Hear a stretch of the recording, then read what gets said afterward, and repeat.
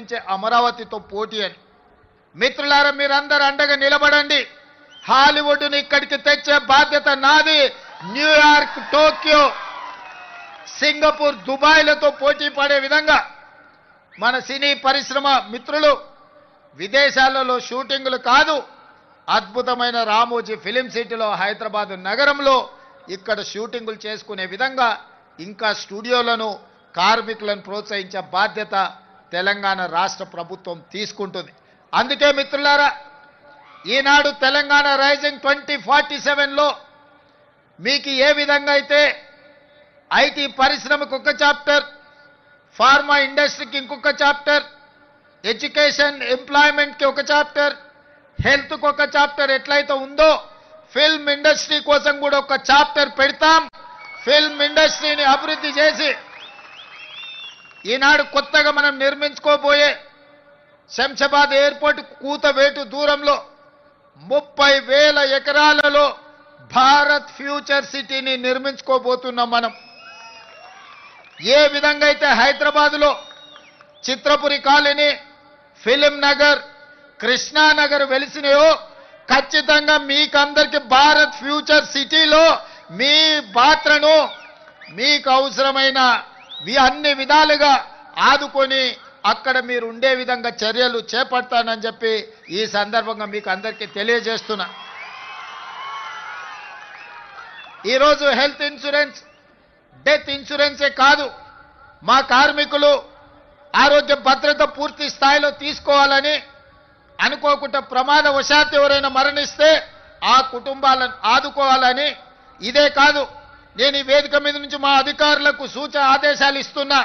ఈ కృష్ణానగర్ ప్రాంతంలో 3-4 ఎకరాల ప్రభుత్వ స్థలాన్ని చూడండి. తక్షణమే నర్సరీ నుంచి 12th క్లాస్ వరకు సినీ కార్మికుల యొక్క పిల్లలు చదువుకోవడానికి కార్పొరేట్ స్థాయిలో మీకు పాఠశాల నిర్మించి మీ పిల్లలకు ఉచితంగా చదువు చెప్పించే బాధ్యత నేను తీసుకుంటా. ఈనాడు మీ శ్రమ, మీ త్యాగం, మీ కన్నీళ్లు మీ పిల్లల భవిష్యత్తు కోసం, ఆ పిల్లల భవిష్యత్తు కోసం ఉదయమే బ్రేక్ఫాస్ట్, మధ్యాహ్నం మంచి లంచ్ పెట్టే బాధ్యత కూడా నేనే తీసుకుంటా. ఉదయం మీరు పని మీద వెళ్తే కనీసం మీ పిల్లలు నాష్టైనా చేసిండ్రా, కనీసం ఏమైనా ఒక గ్లాసు పాలు తాగినరా లేదా చూసుకునే పరిస్థితులు మీకు లేవు. అందుకే నాణ్యమైన బ్రేక్ఫాస్ట్ ఇవ్వడమే కాదు, ప్రతిరోజు వాళ్లకు పాలు ఇచ్చి, ప్రతిరోజు వాళ్ళకి బ్రేక్ఫాస్ట్ పెట్టి, ప్రతిరోజు మధ్యాహ్న భోజనం కూడా పిల్లలకు పెట్టి మంచి చదువులను అందించే బాధ్యత నేను తీసుకుంటా, రాష్ట్ర ప్రభుత్వం తీసుకుంటుంది. మీ పిల్లల చదువుల బాధ్యత నాది. అదేవిధంగా ఈనాడు రాజీవ్ ఆరోగ్యశ్రీ రాత్రి పగళ్ళు కష్టపడడం వల్ల, సమయానికి తిండి లేకపోవడం వల్ల, సమయానికి నిద్ర రాకపోవడం వల్ల నడి వయసులోనే ముసలితనంలో వచ్చే సమస్యలు, ఆరోగ్య సమస్యలు మీ కార్మికులకు వస్తున్నాయి. అందుకే రాజీవ్ ఆరోగ్యశ్రీతో పాటు మీ ఆరోగ్య సమస్యల్ని ఉచితంగా వైద్యాన్ని అందించే బాధ్యత రాష్ట్ర ప్రభుత్వం తీసుకుంటుందని చెప్పి ఈ సందర్భంగా కార్మిక సోదరులకు నేను తెలియజేస్తున్నా. అదేవిధంగా ఈనాడు నిర్మాతలతో మీకు ప్రతిస్తంభన వచ్చింది. ఆనాడు రాష్ట్రానికి చెడ్డ పేరు రావద్దు, 18 రోజులు మీరు ధర్నాలు, దీక్షలు, నిరసన కార్యక్రమాలు చేపట్టిన. నేనాడు నిర్మాతల మండలిని కూడా పిలిచి చెప్పిన, ఆ కార్మికులు కష్టపడితేనే మీరు నిర్మాతలుగా నిలదొక్కుంటారు.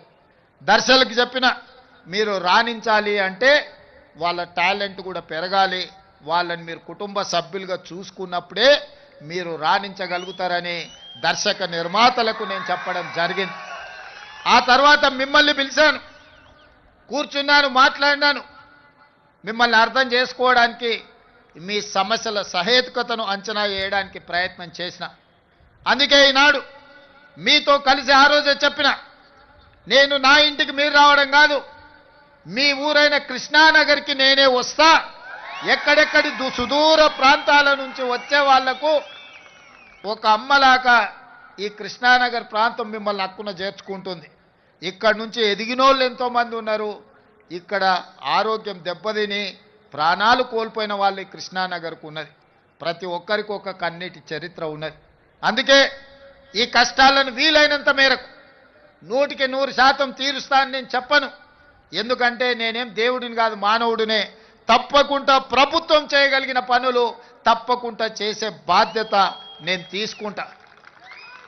అదేవిధంగా వేదిక మీద ఉన్న మిత్రులకు, మీ సంఘ నాయకులకు సూచన చేస్తున్నా, కార్మికుల కోసం ఒక వెల్ఫేర్ ఫండ్, ఒక వెల్ఫేర్ కోసం ఒక వ్యవస్థను ఏర్పాటు చేసుకోండి.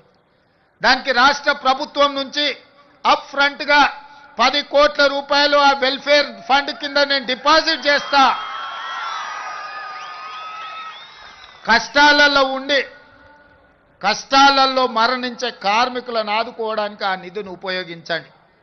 ఇదే కాదు, ఈనాడు మీ శ్రమతో ఏర్పడే పెద్ద పెద్ద సినిమాలు, పెద్ద పెద్ద సినిమా నిర్మాతలు, హీరోలు వాళ్ళ సినిమాల టికెట్ల ధరలు పెంచడానికి నా దగ్గరకు వస్తుంటారు.